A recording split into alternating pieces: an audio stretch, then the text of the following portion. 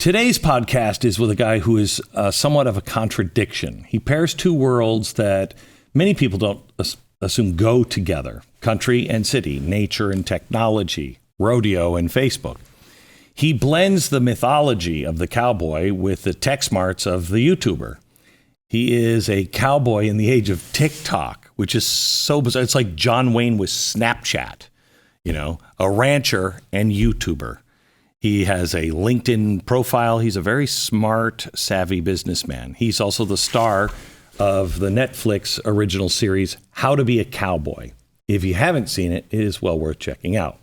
It is wholesome, entertaining, and fun, and it is a show with American values. And one of the few reasons left to have a Netflix account if you're looking for American values. Some would say he's unflappable. He's smooth, the strong, silent type, but he's really not actually very silent. He's a role model in a time of glorified supervillains. He is a strong man in the area of weakness. I think he's very, very funny. I think you're going to see a side of him that you haven't necessarily seen before. I don't think he's a contradiction. But he runs cows and then tweets about Jesus. When he isn't riding bulls or birthing calves, he's coming up for ideas of his clothing line. He's a busy man. Gets up 4:30 in the morning to maintain the Radiator Ranch, the largest ranch in Texas. Don't fact check that because it's... Anyway, please welcome the greatest bull rider of all time, Dale Brisby. It's sad. If I asked you what the leading cause of death is in the U.S. and the world, people would say cancer. It's not. It's abortion. Since Roe versus Wade, over 63 million babies have been aborted in the U.S. That's 1 in 4 pregnancies that don't choose life. In the midst of this epidemic and tragedy, we can do something about it. We have partnered here at The Blaze with the Ministry of Preborn. They sat in my office a few months ago and I said, let's rescue babies. Let's rescue babies. Let's do something that people, they're uncomfortable talking about in the media, et cetera, et cetera. They are the direct competition to Planned Parenthood. They are the largest provider of ultrasounds, free ultrasounds in the U.S. They let women see their baby on an ultrasound and hear the heartbeat. When she does, she's 80% more likely to choose life for her baby. Preborn has a passion to save unborn babies from abortion, and they also have a passion to see people find the peace of Christ. Over the past 15 years, preborn centers have counseled 340,000 women considering abortion. 169 babies are alive today because of that. So, will you help us? Because you're the hero of every preborn baby in this nation, and you're an ambassador for eternal life, every mom, dad, and family. What I'd like you to do is help us by donating at pound 250. Say the keyword baby, that's pound 250. Get involved, find out about it. Do what you can. How many babies can you and your family circle save? Preborn.com/Glenn.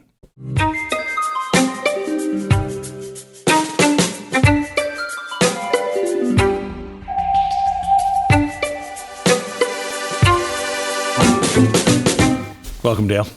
Glad to be here. How are you?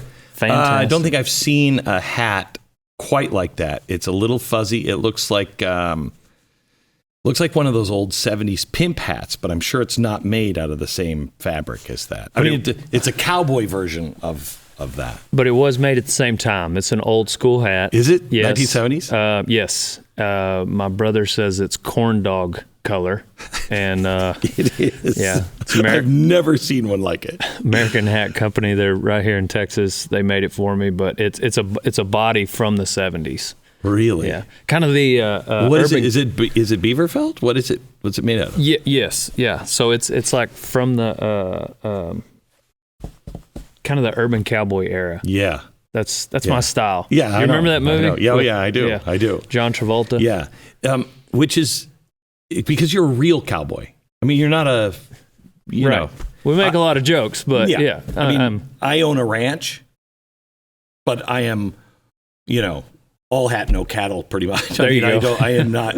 Other people are like, yes, sir. We got to move the cows. And I'm like, I'm going to stand here and watch you do it. Let's call somebody. Yeah, it is. I mean, to be a cowboy that is a different, hard, and dangerous life. Yes, sir.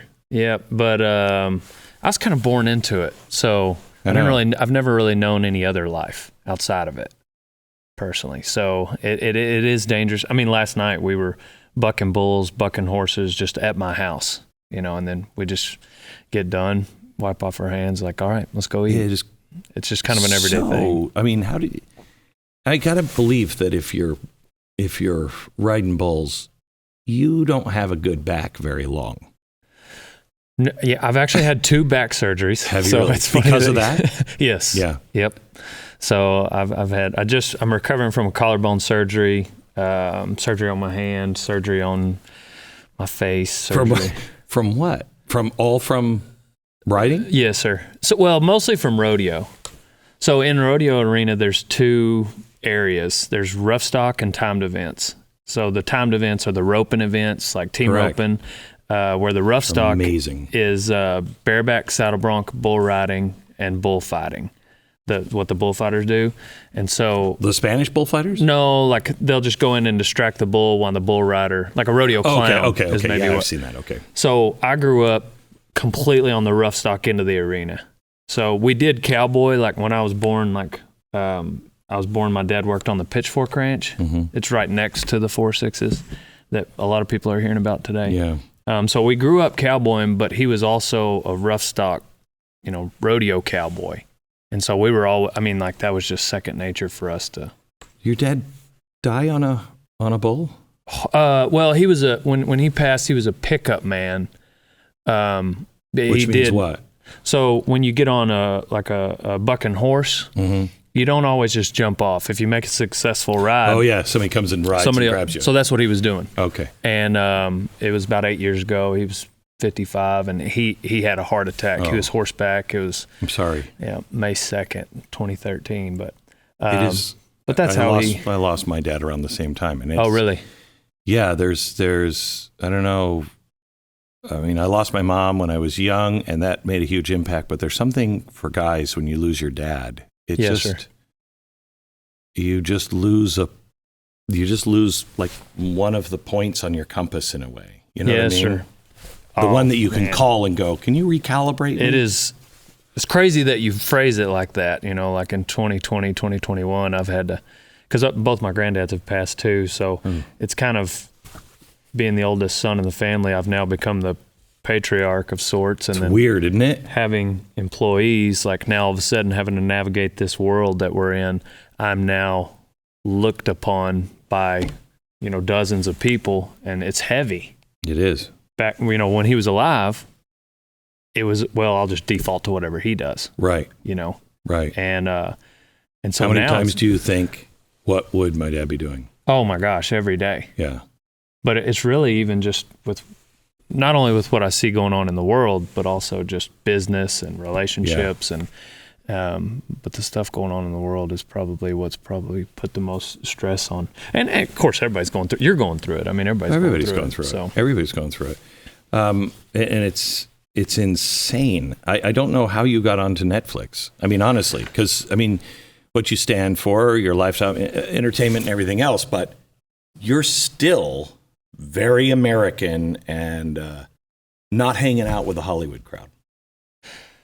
Yes, sir. Yep. I've just one day at a time, and it kind of, I think one of the reasons why, there were a lot of networks interested in that show. They're still interested in that show, not just Netflix. And I think the cowboy way of life is something sought after by a lot of people. And I think Yellowstone to me is a confusing show. Because I find myself going, yeah, that's the way they should have handled him. And you're like, wait, no, that's wrong. Right. But there's something about right and wrong, knowing what it is, and they clearly don't know what it is in many ways. But this has to be dealt with. right now. No politics, no bullcrap. Let's Right. fix this, because all of us here know what's right and wrong. You know what I Right. mean? And again, they go way over the wrong side, but it's refreshing and confusing at the same time. Do you Yes, agree sir. with that?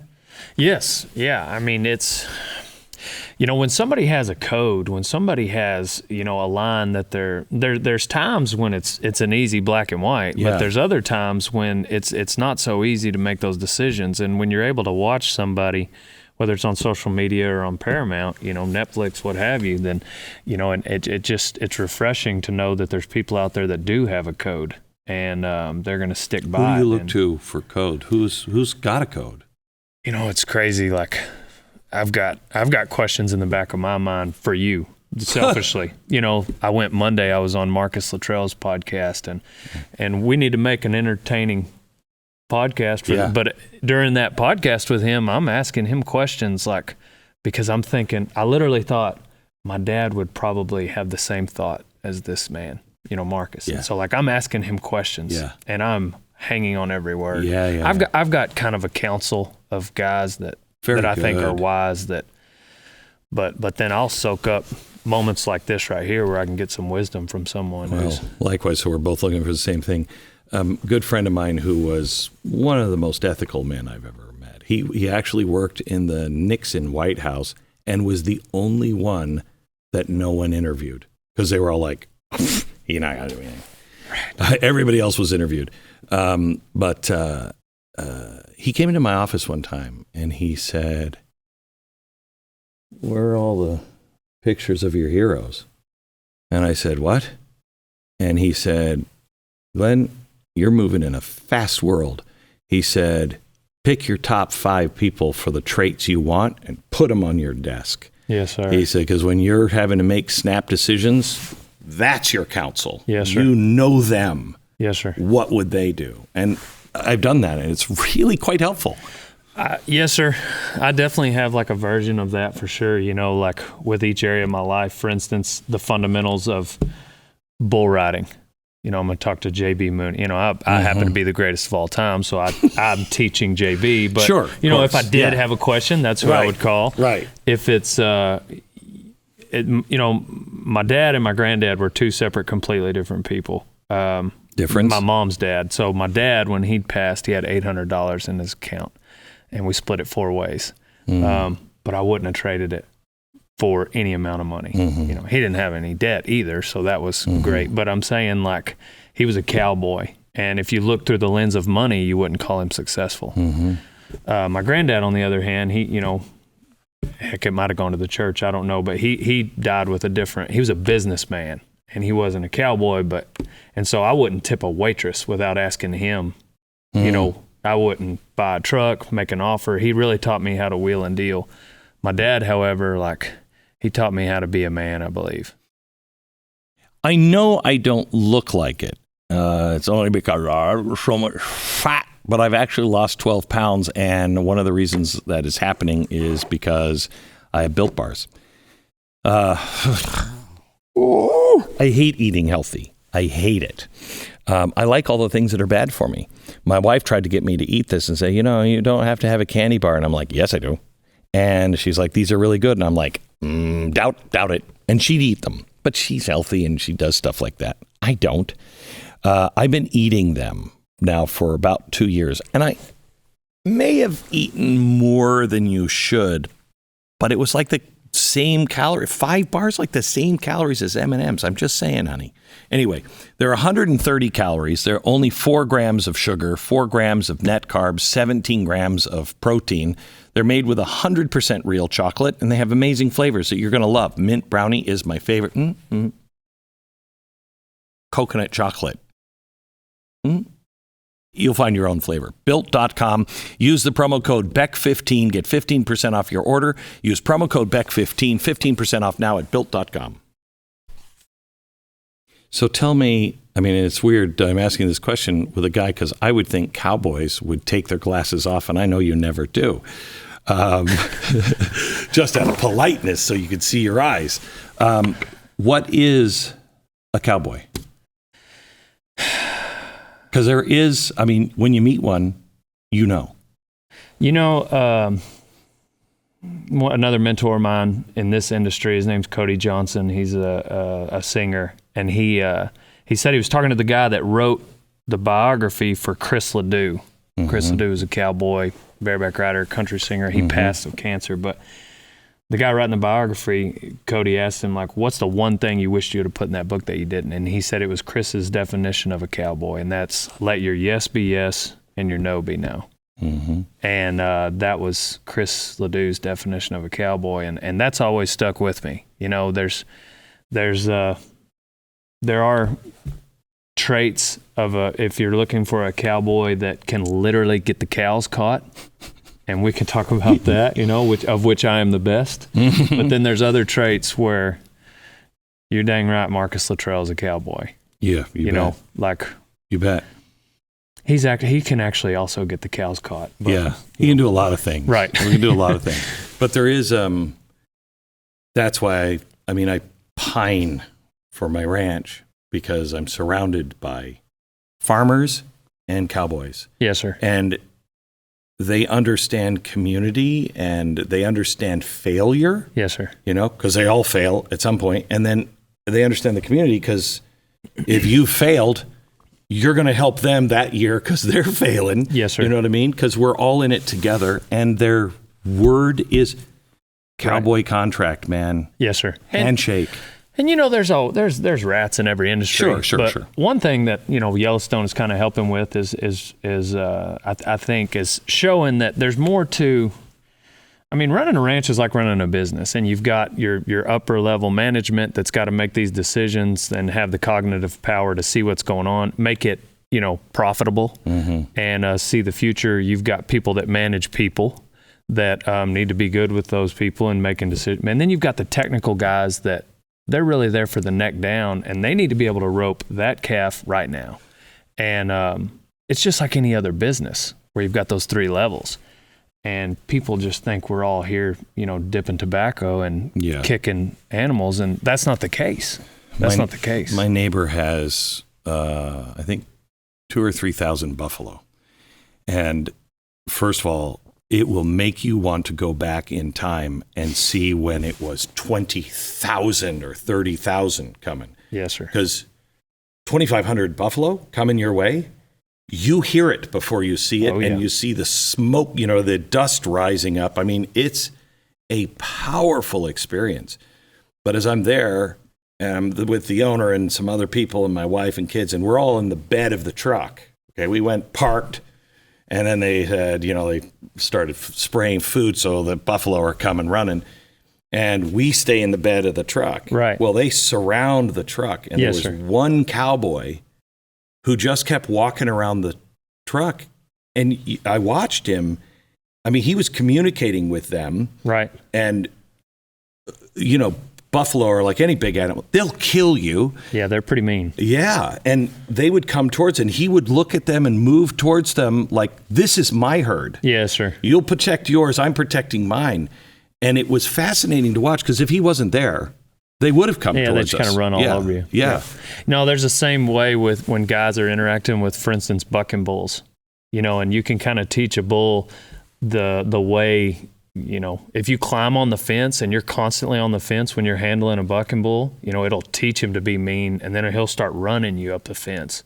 Whereas if you kind of handle, and you got to watch, you got to watch your six. You don't just turn your back on him, right? Because some of them won't care. Oh yeah. But it's just interesting to see. In the arena, they know to turn it on. It's like, they enjoy it. You can't make these animals do anything. You believe that? Because my daughter, she loves animals and everything else. We go to a rodeo and she's like, "Dad, this is so cruel." And I'm like, no, it's part of life. And do you think the animal activists would not have video everywhere if they were beating these animals? Like I said, maybe you can find an exception, but as far like some of these bulls and horses are worth $50,000, $60,000, $100,000. Yeah.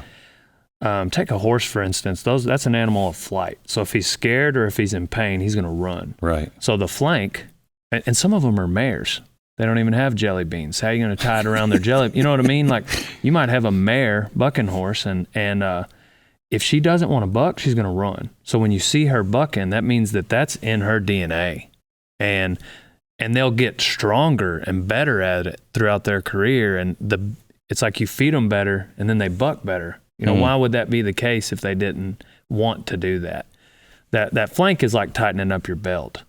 But like I said, you can maybe go on the internet and find an exception, but there's rats in every industry, but like, I don't know any of them personally. Yeah. We love our animals. And when you see horses, I mean, we were getting them all because all our cattle stay up on the ranch, and then it gets too cold in the winter, so we have to truck them down to the farm. Sir. Right. And so we're rounding them all up.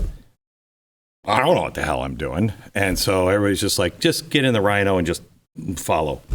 And these two bulls, they were not afraid of me at all. And I'm like, right. Come on, guys, come on. Yeah. Nothing. But these horses and the cowboys, those horses are amazing. Right. And it looks like, if you could talk to them, it looks like this is great fun for them. Absolutely. The way they move and they anticipate. I mean, it's one of the most incredible things I've ever witnessed. And that might be one of the things. For instance, your daughter, she might be watching those animals and she's thinking in human terms, like, so for somebody to rope one of us, it's going to feel a certain way. Well, these animals, like, they'll stand outside in a hailstorm. Yeah. You know what I mean? Like, it just, their pain tolerance, everything is completely different, They'll get bit by a rattlesnake, a cow will in the jaw, and you may not even know it. 6 months later, she's fine. A human can't get bit by a rattlesnake and be fine, Yeah. So anyhow, I think there's a lot in the Western world that is just a myth to people. And so people make assumptions. Mm-hmm. But I will say that, Chris Ledoux had a song, You Just Can't See Us From the Road, and the internet has changed that. And so there's a huge interest in this industry, hence the show, hence my show, right. How to Be a Cowboy on Netflix. But do you think that's because of I don't watch Yellowstone. I watch Yellowstone partly because of the beauty. It's just such a beautiful place. But mainly I watch it just because it's like they speak my language. You know what I mean? Not the killing part, but right. They just speak my language. I understand that world where I think there's they use millions a lot of hungry. Common sense. Yeah. It's just like, okay, yeah, that makes sense. Right. They're relatable. Right. Is what I believe is, and that's your everyday rancher is that way. For some reason, people just think to be a cowboy, you have to have an IQ that's, below this or that, and that's not the case. It's I'm trying to think. I don't think I've ever met a stupid cowboy. Yeah. There may be a few out there, I'm sure there are. But the point is like, it's just, we're middle America, Can we just talk? I don't even know if you can talk about this, but the meat thing. I was just in Colorado. That what they're doing for water. Yeah. Oh. Beef. Right. Yes, sir. What they're doing for water, they're now saying in Colorado that water is a natural resource that belongs to the state, and you can't even collect rainwater. Wow. That's insanity. Insanity. Wow. The things that are happening all over the country are just killing our farmers and our ranchers. And then you have these 4 big companies who you cannot convince me they're not the mob. Oh my gosh. Right? Yes, 100%. Just how can there be this much of a shortage, but when I personally take my calves to the sale barn, I'm getting pennies. You're getting pennies. And that's the thing. Nobody understands it. I'm only keeping them because I can afford it. The average person can't. You can't raise your cows and break even really at this. So my whole program, How to Be a Cowboy, you watch my interns and I'll teach these guys. So because of that interest in this industry, people message me every day, 30, 40, 50, 100 messages a day. How do I get started ranching? Because I'm a quote unquote influencer in this. And so they'll come to me like, yeah, I want to have a family, want to have this, want to have that. Like, okay, well, did you inherit millions of dollars? Yeah. because if not, like, you're not just going to buy land, buy cows, and make a bunch of money. Doesn't work that way. I asked the guy who runs my ranch. I said, he said, "You want to make $1 million in this business?" And I said, "Yeah." And he said, "Good, start with 10." Exactly. I mean, 100%. you're never going to, it's hard work. But right now, everything is being stacked against. You know, I think they've made the decision that we're not going to eat meat unless you're very, very wealthy. Well, you know, one of the people in my council, so to speak, you know, we were talking about just the state of the dollar and all that. And he said, you know, there'll come a time when this country will apologize to producers in every industry, not just the agriculture industry, but like, hey guys, we're sorry. You don't have to do this, that, or the other to do business. What can we do for you? You know, and I just hope that time is sooner rather than later. Yeah. You know, but I think that's coming when it's just, hopefully it'll become obvious. Like, hopefully it'll happen before we commit national suicide. That exactly. You know, yes. Like, I'm an alcoholic. Where's America's bottom? Might be suicide. I hope not. I hope we come to our senses and go, yeah. Okay, guys, sorry. I was at this wild party. I lost control. Hey. I vomited on everything. I'll clean it up. Hey, you remember when I said that thing? I didn't mean that anymore. If you want to go back to feeding us, that would be great. That'd be great. And we will respond in kind and say, you bet. But man, if we could just get a little help. If the last 2 years have taught us anything, it's that you have to take control of your own health. It is clear you can't rely on the government or big pharma to protect you and your family. I've never seen anything happen in medicine where the doctors are like, "Oh, well, you know what? Yeah, your lungs might collapse and you will cough blood out in maybe a week, but here, take some aspirin, go home, call me if it gets worse." That's insane. That's why I called a doctor, a very famous doctor, when I had COVID. He's the guy who invented Z-Stack, and it is an immune-boosting supplement. It's got all kinds of stuff in it. He'll give you the formula, but you can go to buy 1 billion bottles, or he has formulated this. His name is Dr. Vladimir Zelenko. He is a world-renowned doctor. President Trump credited him with the successful early treatment protocol and his decision to take hydroxychloroquine. But Z-Stack is what he's made, and it's been made scientifically. It's all scientifically formulated. It is also kosher and GMP certified, and it's produced right here in America. I, again, take this every day. He became my doctor during my last bout with COVID, and I will tell you, I want to say he healed me. He gave me the medicine that other doctors would not give, and he also explained why these things work together. And I've been taking his immune system, boosting the Z-Stack since I got sick. And I will take it every day till we pass this nonsense. ZStackLife.com/Beck. Enter the promo code Beck. Get a discount off your first order. ZStackLife.com/Beck. Promo code Beck. Part of the problem with our society is we don't know where our food came from. We have no idea. Right. No, it came from the store in a little tray. Which is okay if you'll just trust us, like it's safe right now. It's there. Like, just let us, get somebody over here watching us that knows what they're doing. Don't make these decisions based on, I don't know. It's just crazy to me. Like, cow farts, really? Really? Are we talking about that? Yeah, we are. Are we really talking about, I don't understand it. Like, I really don't. But it makes sense, as far as, in this, it's a chess game to them. Yeah. But man, you're playing with, people's livelihoods, and I'm not even talking about mine. I'm talking about people that need to eat what I'm producing. Right. Yeah. And it's what's odd is I was talking to a guy whose father or grandfather was a rancher here, turn of the century, and he said, "Then I'll show you pictures of Dallas. There's not a tree anywhere." Right. He's like, it might have well been Kansas. There was nothing here. Uh-huh. All of this stuff, all of the beautiful trees and everything else, for the most part here, has been brought in. Right. It's been planted, et cetera, et cetera. And yet, that's not the message you get. Man has come in and destroyed everything. Right. Yeah. I don't understand it. I know that, like, where I'm at, outside of city limits, you know, there's just a certain way of life that it's like people in the news are telling me like how bad it is for this and that reason and how but like I'm not seeing it where I'm at. Like that's just not. Yeah. Maybe that's true for you in city limits, but I don't think it is. That's not the case. Yeah. You know, like right here, like I don't think that's anyway. We were talking about this the other day just on COVID. We live in Texas. We've been back to normal for a long time. Right. And you hear these people on TV and you're like, really? Well, it's like, this is your life. You're still locked in. You still can't go places.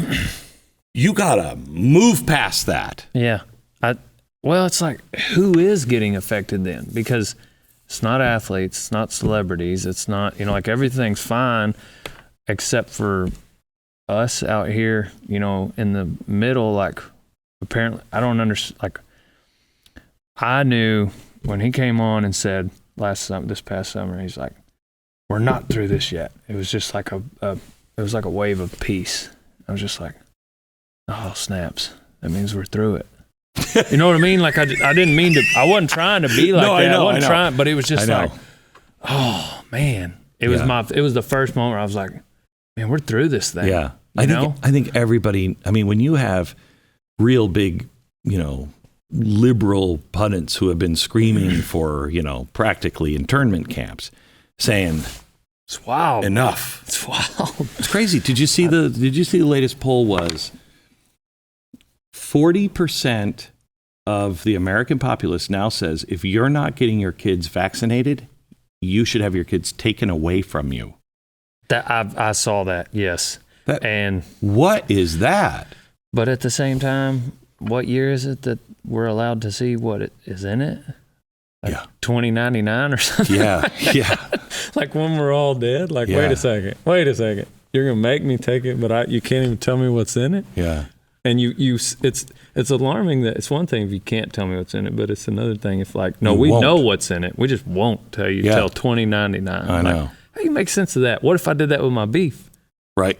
You know? What if you did that with Viagra? What if I have to watch this Viagra commercial where they're taking separate baths, which I don't even understand. Right.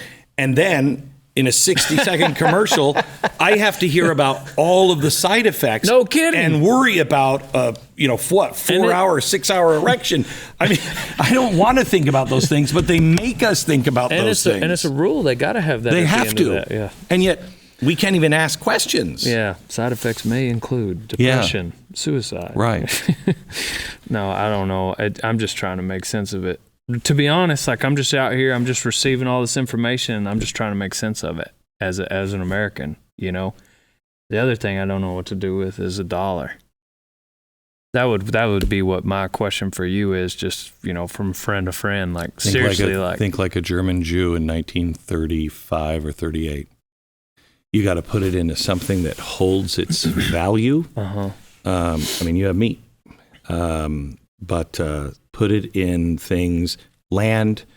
You know, I know people who have a lot of money and they've bought really, really super classic cars because they know, 68 Mustang Shelby will always hold its value. Right. You know what I mean? Just find things that you know, like from food, cigarettes, alcohol, all the way to art, anything that is tangible that you know will never go out of style. You bet. You know what I mean? That it will always. A lot of people in Germany, in the end, they traded their art for their lives. They traded. Dang. Yeah. They traded. Dang. That's a heavy thought. It is. I mean, you know who Dave Rubin is? No, sir. No.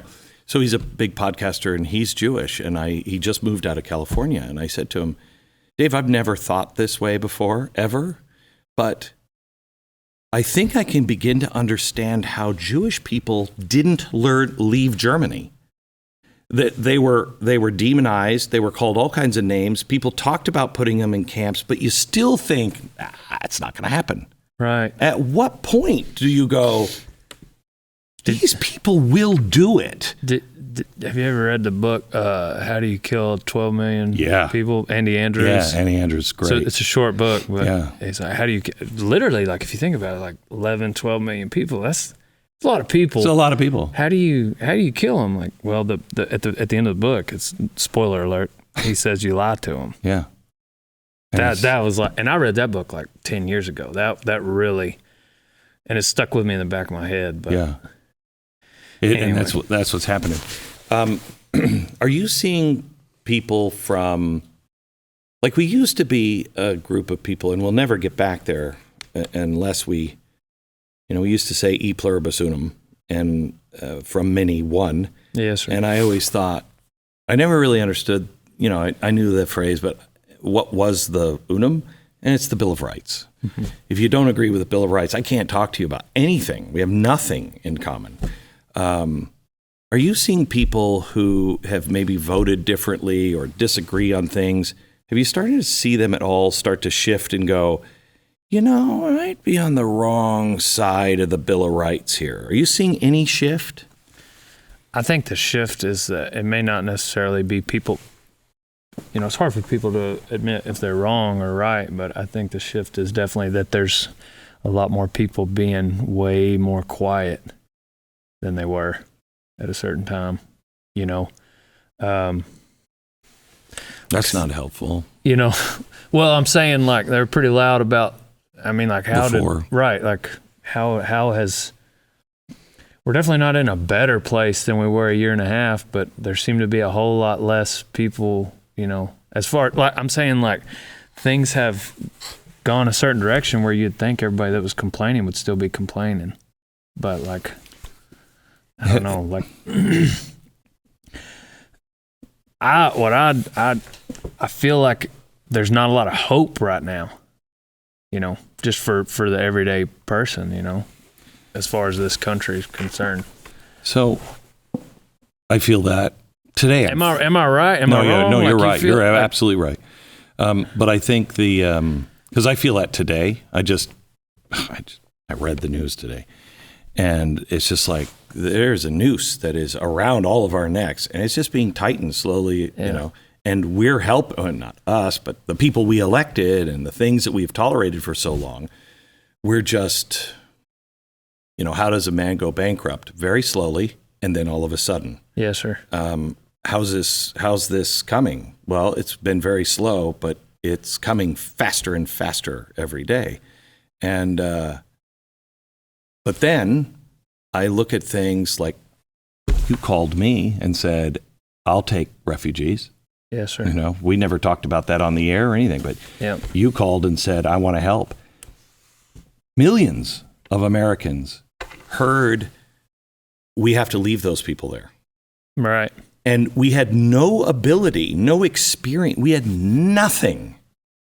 And somebody just said, let's go get them. Let's go get them. Yep. And we did. Yes, sir. And I think all they need is the example of stop listening to the lies. Right. Stop listening to people who clearly are not doing things in your best interest, telling you who you are and what you can do. Yep. That's just absolutely un-American. And I lived through the Carter years, and that's the only thing that changed, was Ronald Reagan came in and said, you're not that. We're this. So, so what's a guy like me, I'm a cowboy, I live in Texas, and I'm doing my thing. I'm trying to, run a ranch. I'm trying to teach young people. What's the next step? What's the solution? Like, what do I do for instance, I was talking about being the patriarch of my family. If I've got, 15, 16 people looking to me as a leader, So first, lead by example. So be the man you are always. Yes, just, I'm adopting something I've heard a long time ago, and I always thought it was pretty easy. It's not right now. It's not. So you have to really double down. Do the next right thing. Yes, sir. Whatever that is, just do the next right thing. Don't worry about the future.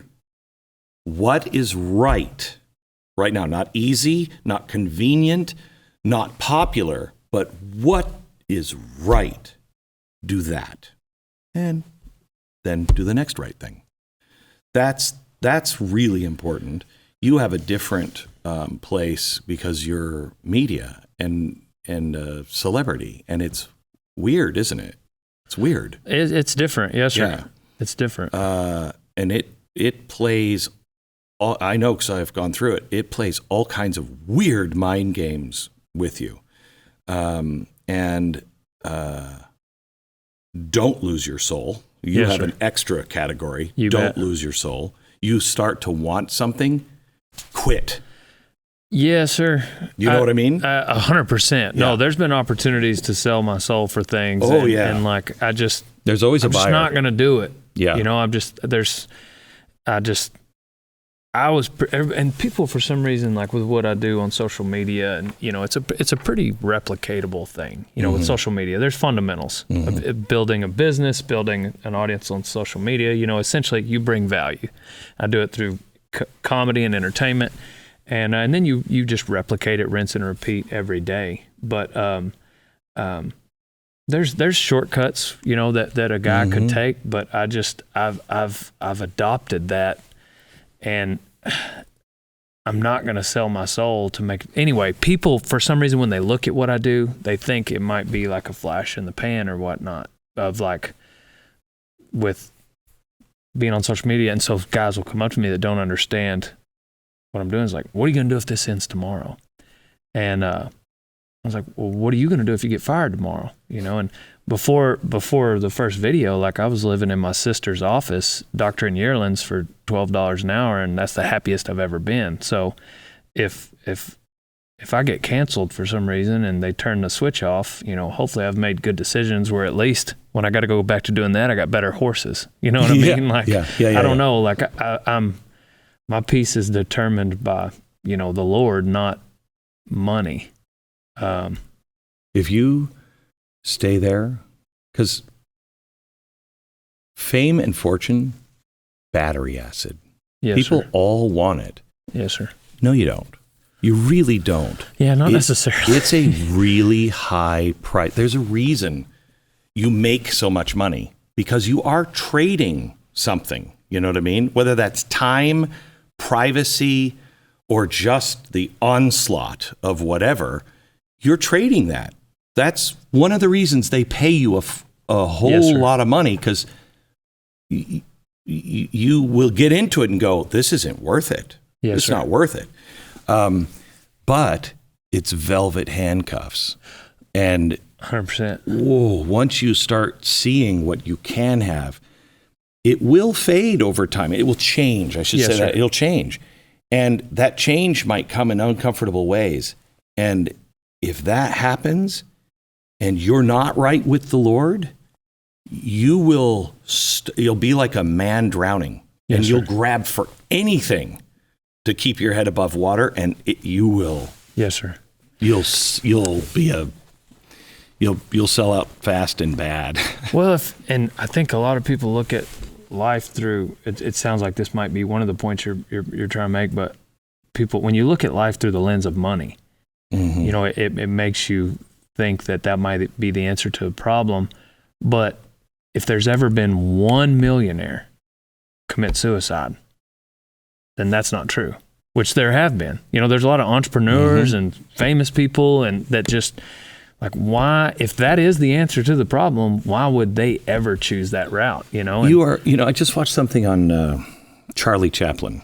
It was a documentary, and, he was a fascinating guy, and brilliant. I mean, I think Mickey Mouse is modeled on Charlie Chaplin. I mean, he changed everything. He was the most famous man in the entire world before fame was really like that. You know what I mean? He came from nothing, lived in a one-room apartment with his mom on a third-story flat in London and bad section of town. She went nuts, and it was just the two of them.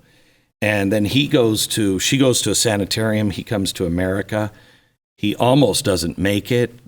Something happens, as always does, and he hit fame that fast. And he was married 4 times. The highest paid actor or highest paid anybody by far for the time.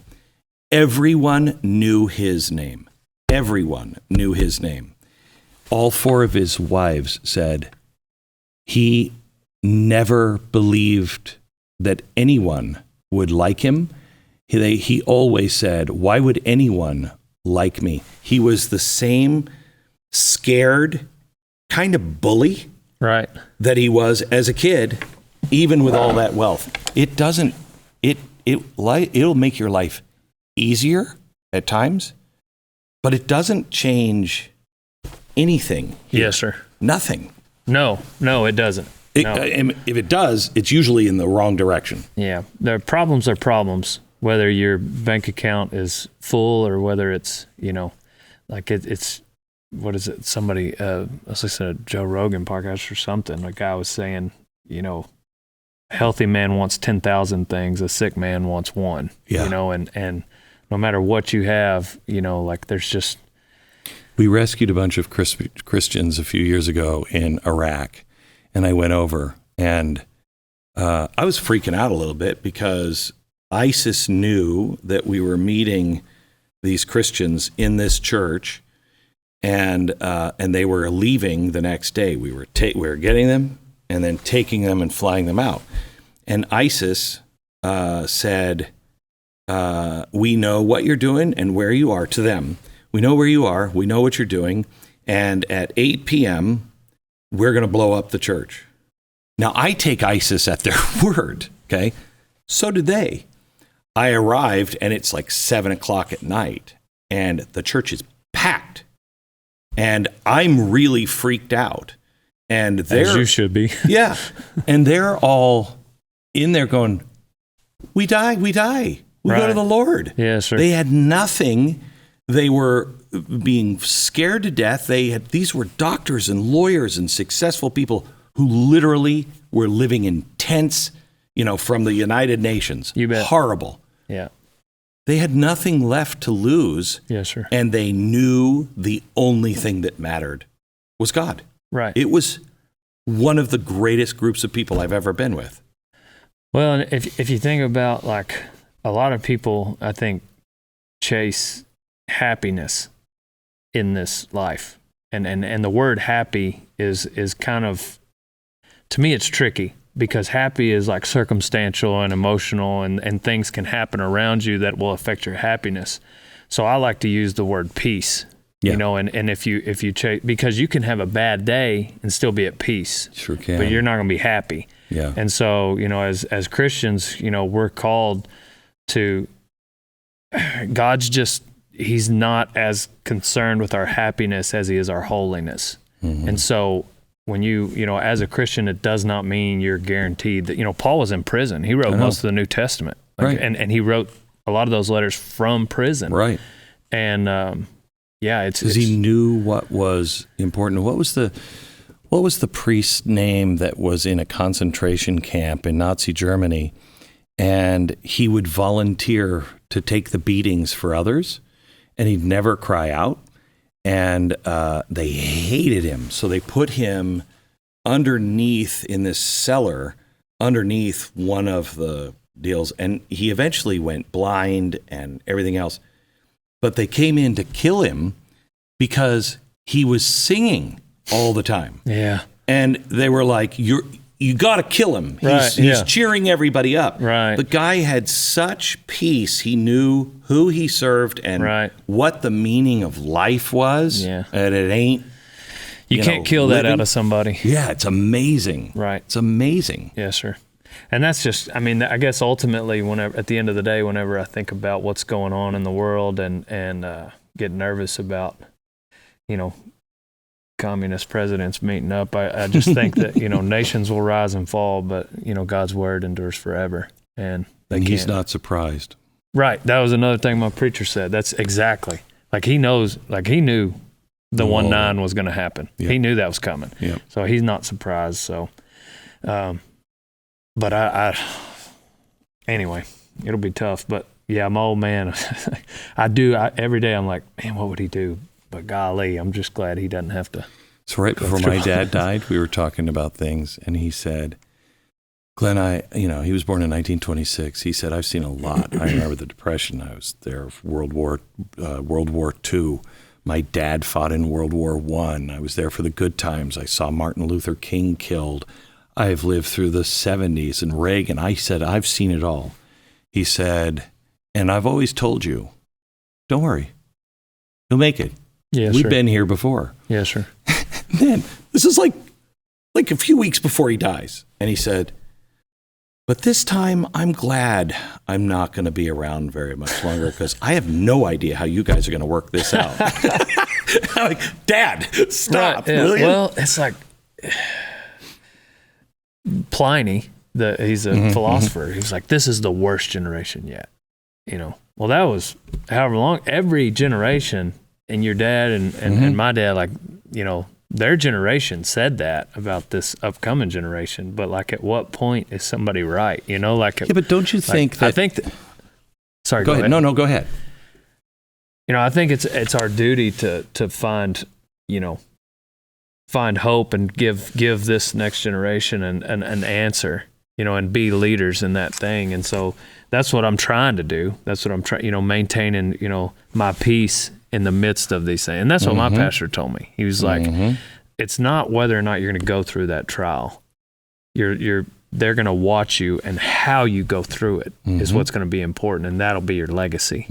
And so I don't know what's coming, but I think what's important is how we navigate through it. Like you said, right. Like you were saying earlier, do the right thing for the right reasons and live with the consequences.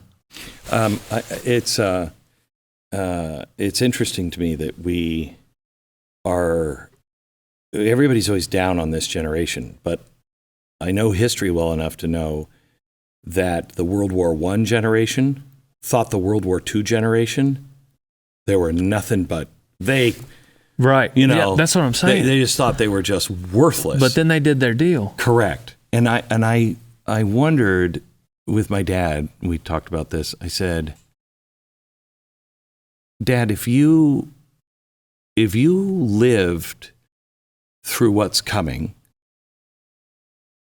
do you think that would be a blessing or curse? And he said, what do you mean? And I said, I think in my generation, I've never had to fight for the country. Yes, sir. I've had things come to me relatively easy. I mean, I've worked hard for everything I have, but anyone in America, even the poorest, we are so fortunate. And I think our generation is actually, we're not as blessed because we've never had as a generation, back up against the wall. Yeah, punched in the face. Right. And so you don't know who you really are until you have nothing left, and you either have to be a bowl of Jell-O or stand up and be, Lincoln was not the big statue. Yes, he was a guy who was freaked out just as much as I would be freaked out. 100%. All of them were. Yeah, after the fact, you're just like, okay, I did that. That was obvious. Yeah, he should have. But while he's going through it, terrified. Yeah, terrified. And so I think that we give the younger generation, and people look at us and say, I don't know. And honestly, when push comes to shove, you remember Saving Private Ryan? Oh yeah. I've always been afraid that I would be that guy who was on the stairs that just was crying and just frozen. 100%. Right? Yes. And you won't know until you're in that situation. Yes, sir. And it scares me that maybe that's who I am. Right. So I had this exact same, we were talking about this topic with Marcus. And because I'm curious, because I was thinking like, man, if they're coming over here, if anybody was going to attack this country, please do it now while we've got these guys that like a Marcus Luttrell, to lead us, because like I've got a buddy that I rodeoed with, and he's going into Iraq, and he's the first Marine fighting in Iraq, and all the guys around him never seen battle, Well, now we got 20 years of some patriots that like they know how to handle themselves. And so, anyways, I'm talking to Marcus about this, and I was like, are you nervous about and he said, no, like a resounding absolutely not. And he pointed at, I had 2 interns there that are younger, and he pointed at, he's like, this generation right here, they're going to handle it. They're going to handle it. And I hadn't really thought about it like that. And it was just this wave of hope that I had. And I was like, man, you're right. You know, I'm not like I don't, you know, part of my French, but I don't piss on this younger generation at all. Like I've never done that. I'm just nervous about our future as an American, you know, but like to hear somebody like Marcus just say like, we're going to be all right. So have you ever read the Fourth Turning? Is Fourth Turning, I think it's called. I've heard of it. I've not read it. Okay, so it's fat. It'll give you a lot of hope. They've taken this pendulum swing that is in economies. It's a wave that just happens, okay? And this one group of scientists started looking at the generations over this 80 to 100 year swing. Yes, sir. Okay, and they broke them up into 4 different categories. Yes, sir. Well, the one now that's coming up, and you're probably in it, is the hero generation. Yes, sir. And that last time that happened was World War II. Yes, sir. And there is something about them, yes, sir. You know, just, you know, the hippie generation that just burns things down and tears it apart. That generation happened 80 years before in the, you know, in history all around the world. It's crazy. It's this thing. It's, to summarize, I think, strong men make good times. Weak men make bad times. There you go. Something yes, like sir. that. Make hard times. No, strong men make soft time. Hard men make soft times. Soft times make soft men. Soft men make hard times. Yeah, that's what it is. Yeah, and that's true. Yes, sir. That's true. And I believe it to be true, you know, and everything I do in business and in life, you know, which I'm not saying I've perfected this, but I try to think, what will I wish I had done? Like, I don't want to learn a lesson the hard way. and like I want to listen to, that's part of the reason why I seek wise counsel, you know, especially in business, not necessarily because I've got some goal of, you know, owning my own island. I don't, but essentially like I've got 17 employees that depend on me who I would like to keep employed. It's a huge responsibility, isn't it? It is. It's heavy. It's really heavy. And so I try to make decisions. What will I wish I had done? And I that's what I think about with this country. Like I would hate for us to learn a lesson the hard way, you know, which we're learning some now and we have learned some. The thing that I just... Is there a way to learn... Is there a way to really learn? I mean, I've been very successful for about 10 years and I thought the same kind of things and was not successful for 10 years. And I look at that and go, I didn't really learn anything. Yes, sir. Here. I learned it. Hard times made us, you know, you really learn things. Yes, sir. Well, and I think there's certain situations, and maybe this happened in your story at certain times, where it's just like there's things that are completely out of your control, you know, that there's a little bit, I'm not saying it doesn't hurt, but there's a different kind of piece about it where it's just like, all right, well, I couldn't avoid a meteor hitting my warehouse. You know what I mean? Yeah. Like there's certain things like that. You're a Christ guy, so you relate to this. I love that phrase, by the way. That's cool. That I don't know if you use that a lot. Christ guy. No, but I like that. I like that. So I used to really have a vision, and then I'm driving that way, and I want to go that way, and this is my plan. And I would not take no for an answer. Yes, sir. And now I explore. I pray about it, and I explore.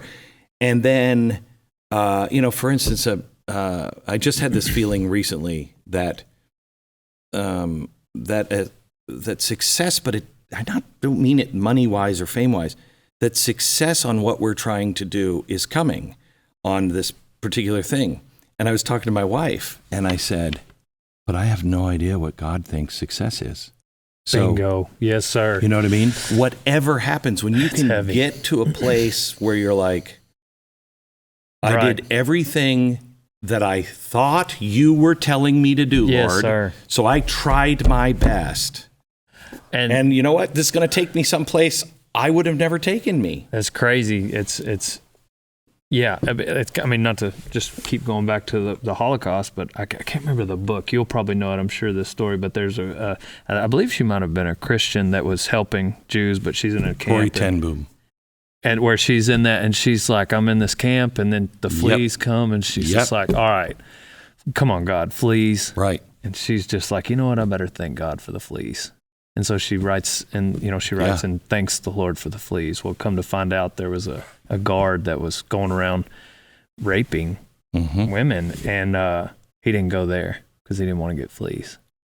And so the story and my pastor told me that. I've been looking for the book ever since. But it is, I can't remember what it is, by Corrie ten Boom, and there's a great movie that came out in the 70s, and I think Billy Graham actually funded it. Dang. And it's really good. The movie's good. The book is, better, obviously, Yes, but the movie is really good.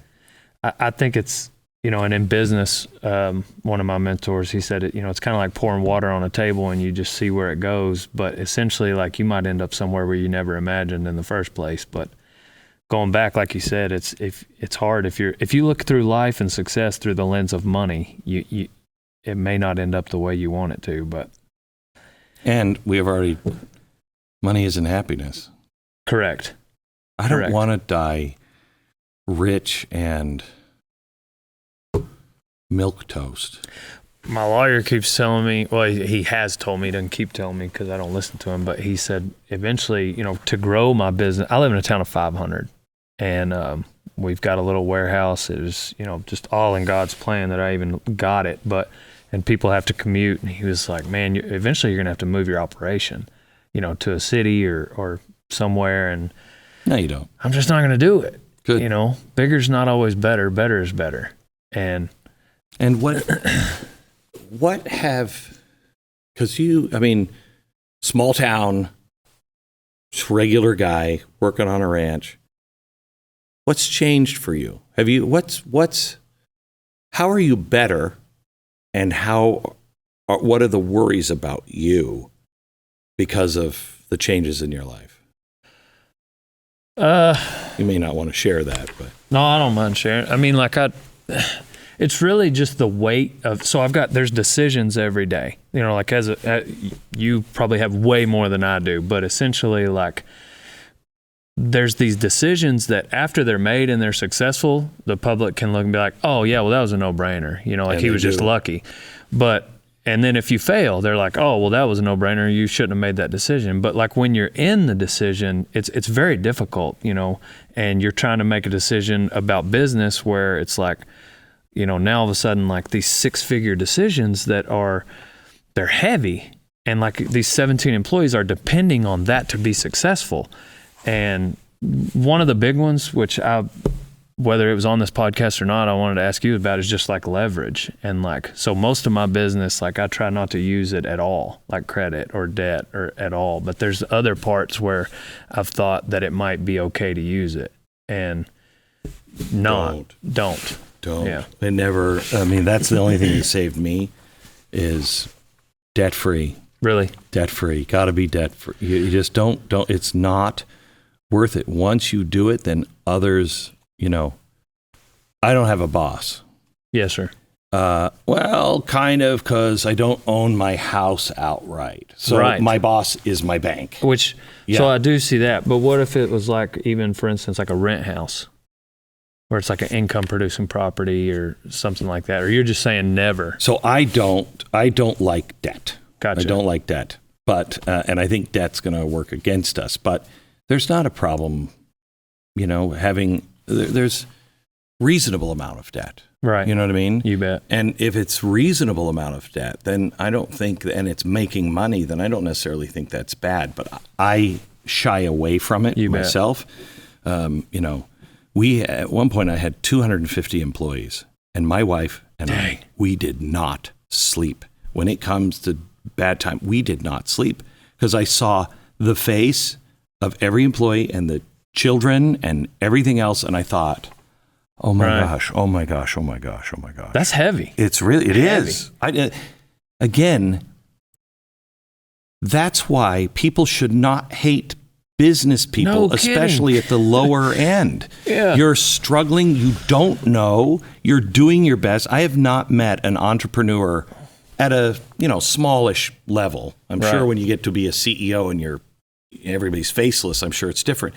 But I don't know anyone who owns a company and sleeps well at night in hard times. And it's not because of them.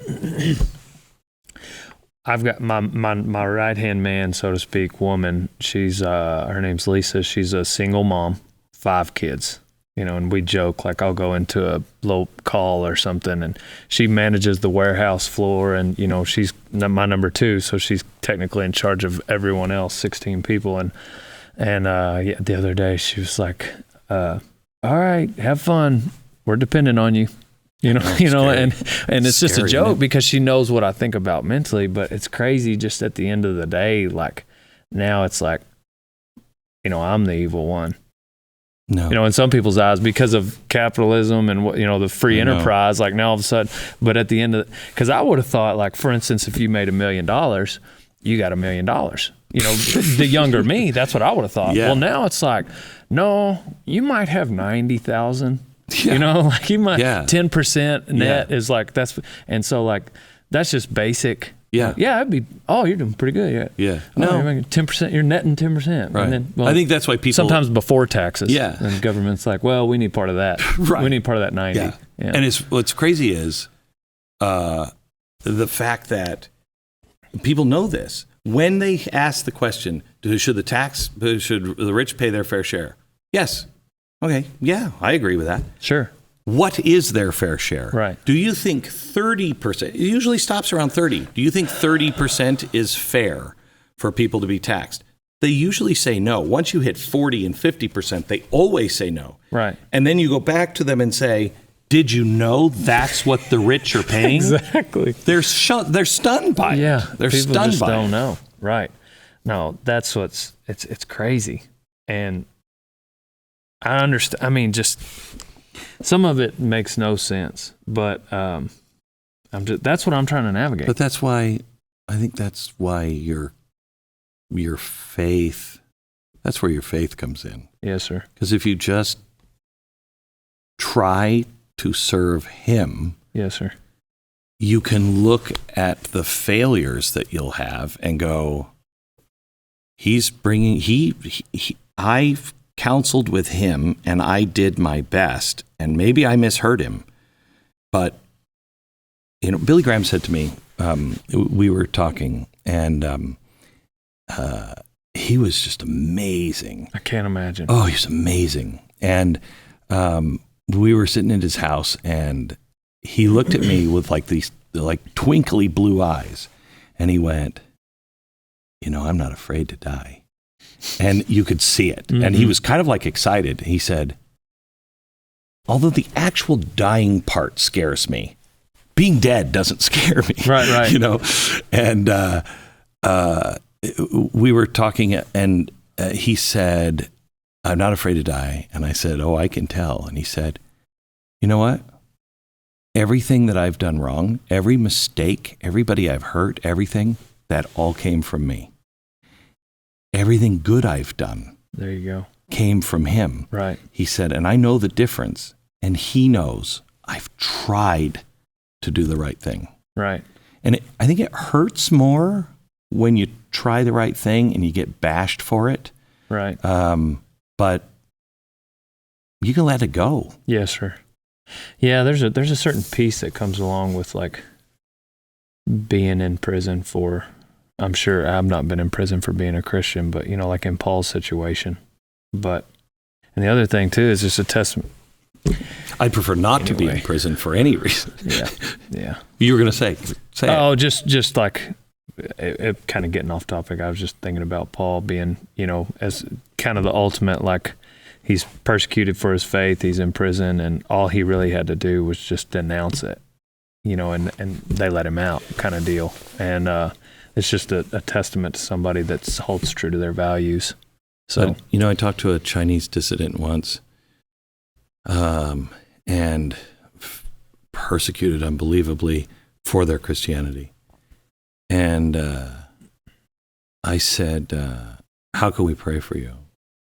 And she said, oh, well, you know what, we're praying for the United States. And I said, no. And she said, that you, well, she didn't say collapse, but basically that you lose your wealth.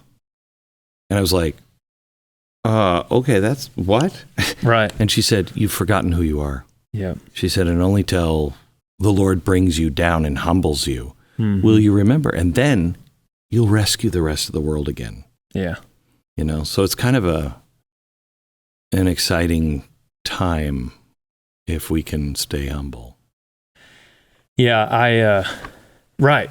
Yeah. And the getting punched in the face part, I just keep wondering, like, is this as hard as we've been punched? Like, when is it time to, we're not even at the bar yet. So we haven't been punched yet. Oh, gotcha. We're not even at the bar That's yet. what I was afraid of. Yeah. Yeah. And we just have to be, what's amazing to me is how many Christians I know that say they have faith, and yet you'll say, you just got to do the right thing and know that the Lord has it.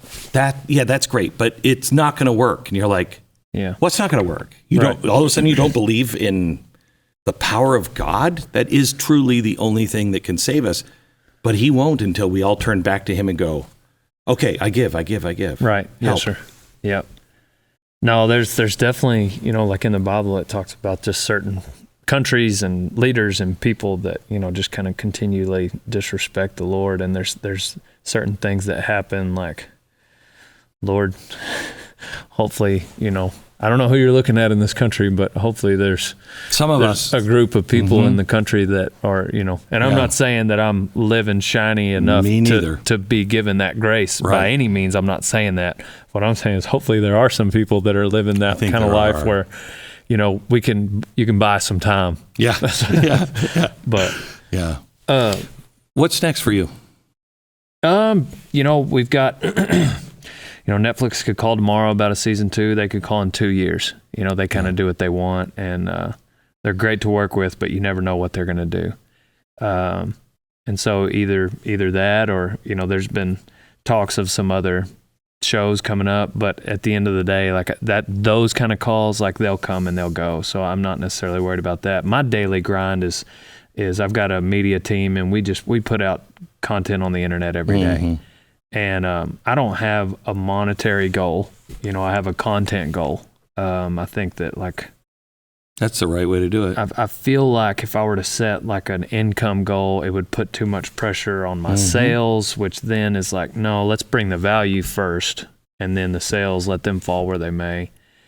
So from that point on, it's just me navigating the back end, supply chain issues, same as everybody else. But yeah, just trying to be wise with what little I am blessed with as a businessman, and then just try to be comedic, positive, uplifting voice in be a light in a dark world for people. Like it's a slow growth, but I think it's impactful, and it's created a loyal following, and just try to daily bring value. So, can I ask you a question on, my wife and I watched that show, what was it? Grey's Anatomy for years. Good God. And,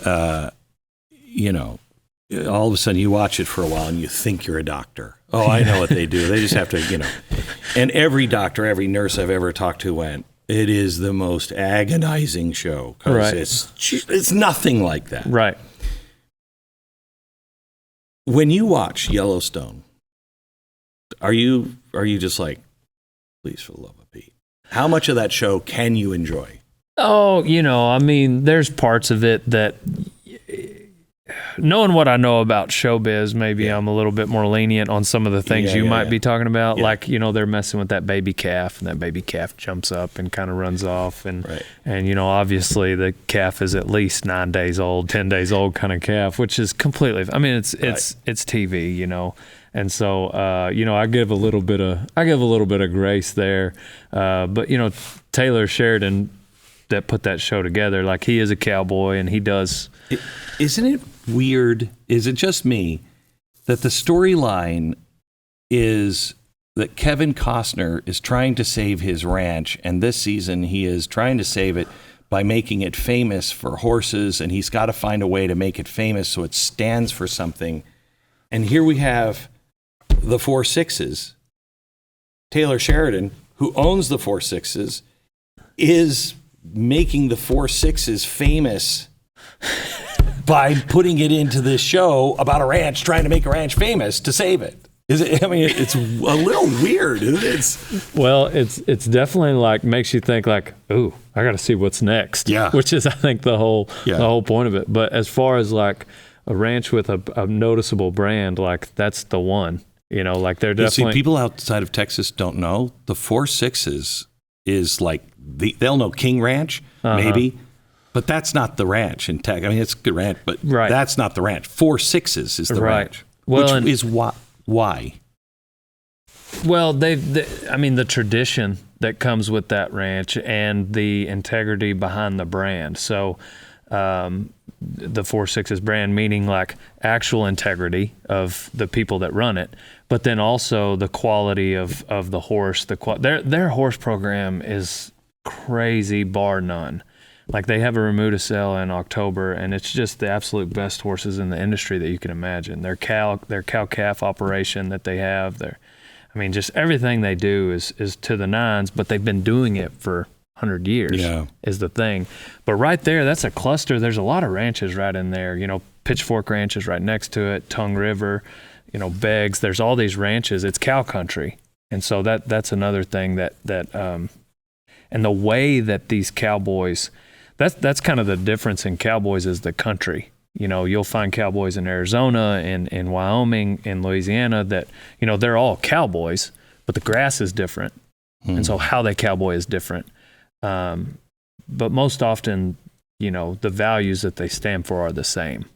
So, but the 4 Sixes, it's always been one where that area in there of West Texas, like, it's just, when I was, like I said, when I was born, my dad, we lived on West Camp at the Pitchfork, which, they share a fence line. And so those were the values that I was raised on. And so watching my old man, that's kind of where I picked up on that. But it was a neat thing to get to. But it is a pleasure.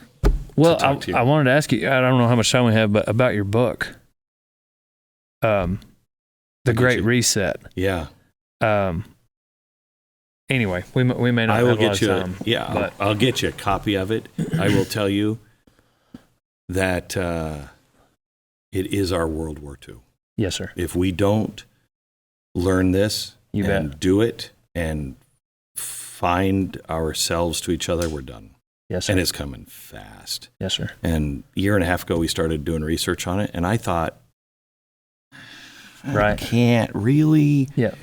And it got worse and worse and worse and worse. And they're not afraid. They're not afraid to admit it. And it's all out in the open. It's all there. Well, now that Marcus Luttrell's like my best friend, I fancy myself a SEAL, and I run. I'm pretty much a SEAL. You're probably the best SEAL. Yes. I take a 30-second cold shower in the morning, and then I run like 3/4 of a mile. Yeah. So I'm, pretty much made it through basic training. I take a cold shower and then I run 10 miles, but it doesn't look like it. But I listen to books when I'm running. Really? And so that needs to be my next book. Yeah. Is it on? Yeah, it comes out Monday on Audible. It'll be on Audible? Yeah. Okay, cool. So nice. Thank you, my friend. Thank you for having me. It's been a pleasure. Mine. Yes, Thank sir. You.